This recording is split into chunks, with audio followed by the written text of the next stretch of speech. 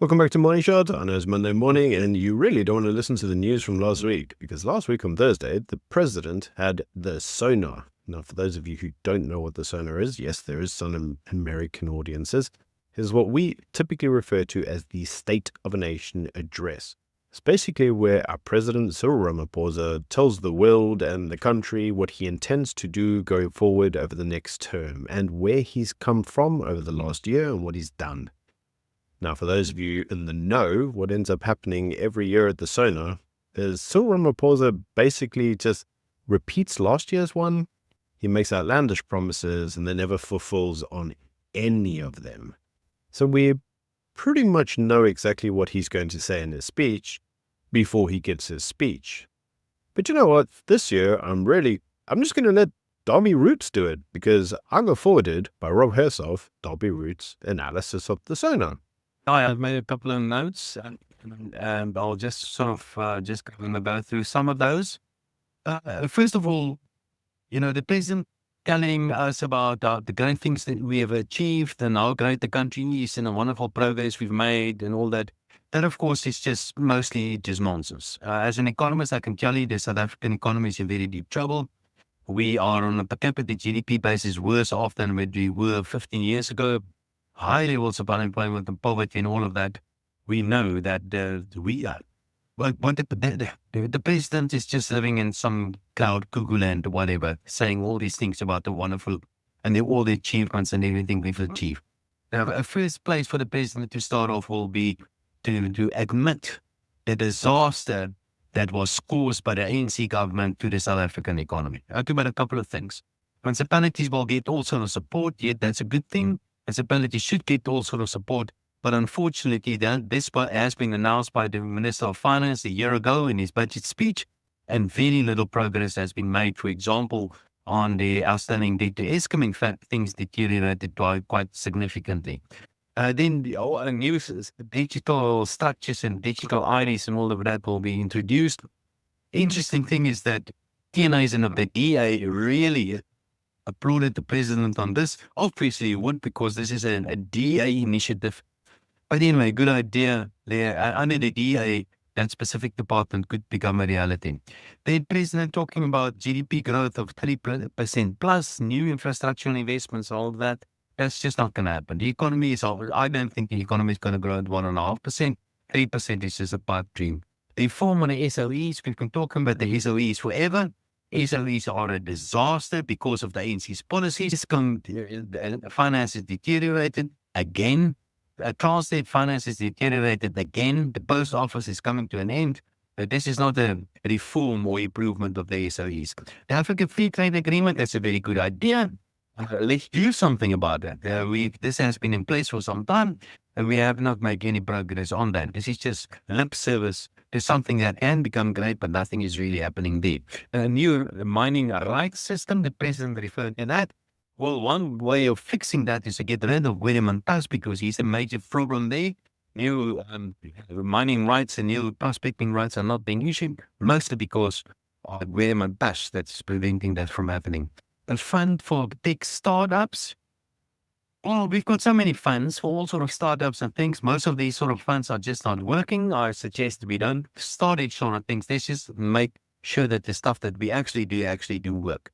The president, and this is something that we need to be very concerned about, the president brags about 60% of the budget goes to the social wage, which basically means that the president admits that we've got massive levels of unemployment and poverty and many, many millions of people. In fact, the president did say 28 million people receive social assistance from the state. That is a vote of no confidence in your own government because so many people are depending on the state for an income because the policies of the government is such that the economy cannot grow and people are depending on the state. And I can't believe that politicians cheering for saying this. You should be ashamed for so many people being dependent on the state. Basic income grant, I think between the lines, we're probably going to see something like this in the speech by the Minister of Finance. That's pretty much given because you can't give people money and take it away. Then the president is very, very proud of our matric pass rate, despite the fact that all those matrics that, or the majority of those particular leaving matric will not find a job because the quality of the qualification is really not something to be proud of, and because the economy is just not growing. The NHI, and again, the president is quite proud of that. Then it will be enforced. Let's see what's going to happen there. Then the interesting thing is the NHI. Quite a big thing about the NHI.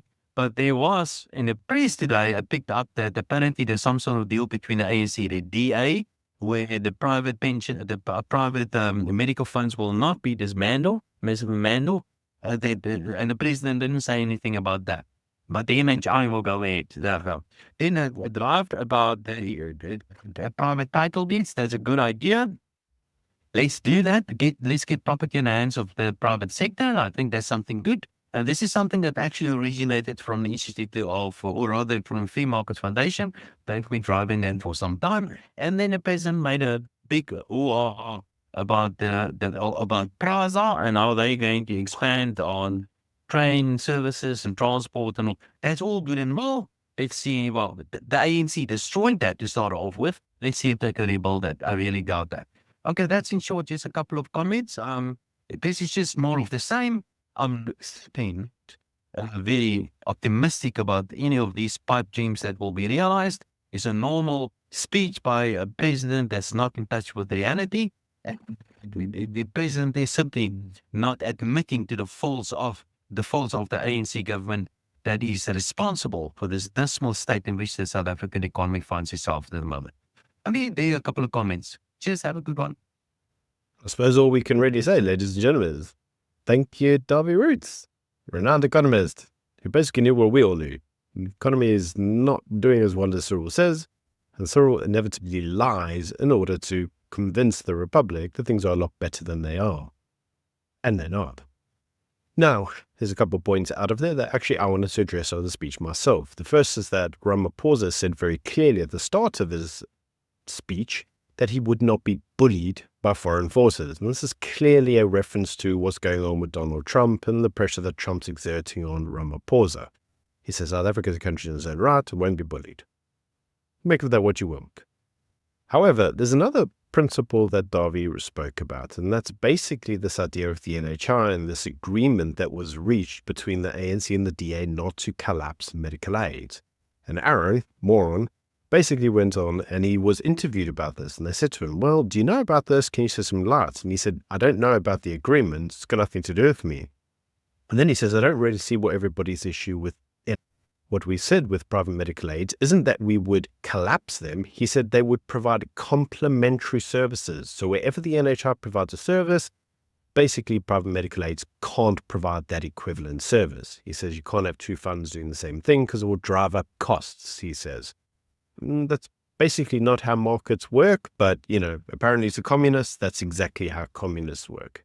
So anyway, the communist economics aside, he then said, if you think about it, the government does provide forms of treatment right now that private medical aids do not provide. And he's quoted two examples. The first is contraceptives and the second was TB.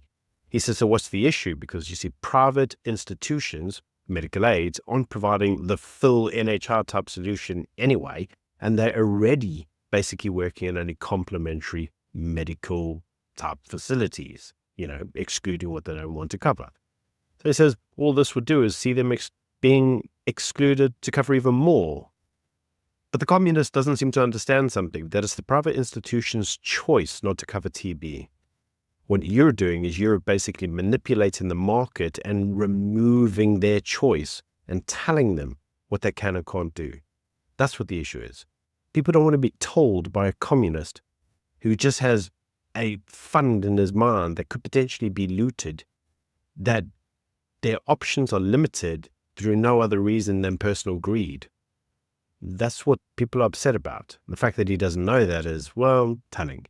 But in any case, he says that according to him, this agreement that's been struck between the DA and the ANC, he knows nothing about. He says, go ask them. He says, I haven't agreed to anything. And we see this time and time again with Aaron. And many people ask me, why do I call him moron? And I call him moron because his approach stinks. When somebody comes to him and says, we need to employ doctors, he goes, yeah, just tell them to go abroad and get a job elsewhere. When people say to him, we need to discuss this, he goes, I'm not discussing it. He's the most hard-headed, boneheaded guy you could come across, and it's just not politician type mentality. It's really difficult to deal with the individual. He comes across in many instances as unhinged. At least that's the way he seems. I don't know him personally. Maybe he's a really nice guy. Don't know. Anyway, the last point to reference is that apparently the unity government, as News 24 has affectionately called it, referring to the GNU, the Government of National Unity, apparently they are all agreeing that we're not going to have an austerity budget, which is news to me because as far as I understood, the IMF had told South Africa they needed to adopt austerity, and it was actually the DA's plan to adopt austerity. According to the news, they're all working on the next mid-term development plan. And for those of you who don't know what that is, it's basically how they're going to spend the money over the next 5 years, what their priorities are, and they're going to agree the budget. It's what the Americans do. You know, when they do that big American budget, except the Americans do it more frequently than we do. Anyway, it's all under, discussion at the moment. And the last I heard, it was going to be an austerity budget. And apparently it's not going to be that anymore. So what does that actually mean for us? Well, it could mean tax increases. There's been a lot of notices that we should be preparing ourselves for potential tax increases, such as a wealth tax. Now, I hate to say it, the vast majority of you, dear audience, is never going to be affected by a wealth tax. So before you all pack your bags and run off to New Zealand, it's not going to impact you. It's going to be like people that have assets well over 50 million. That's the vast majority, not of my audience. I'm pretty sure the majority of you don't have assets over 50 million. But anyway, that's also just muted. They could also just increase VAT. They could increase the tax of rate of employment. There's loads of things they could do. They could obviously start putting tax on other items that aren't currently taxed. Who knows? Anyway, that's the SONA. That's the potential fallout. That's NHI, and that's the budget. And that's Ramaphosa saying, Donald Trump, don't bully me, because I won't be bullied. Even though he's a wet fish. But anyway, that's just my views. Let me know what you think in the comment section below. Until tomorrow. Bye.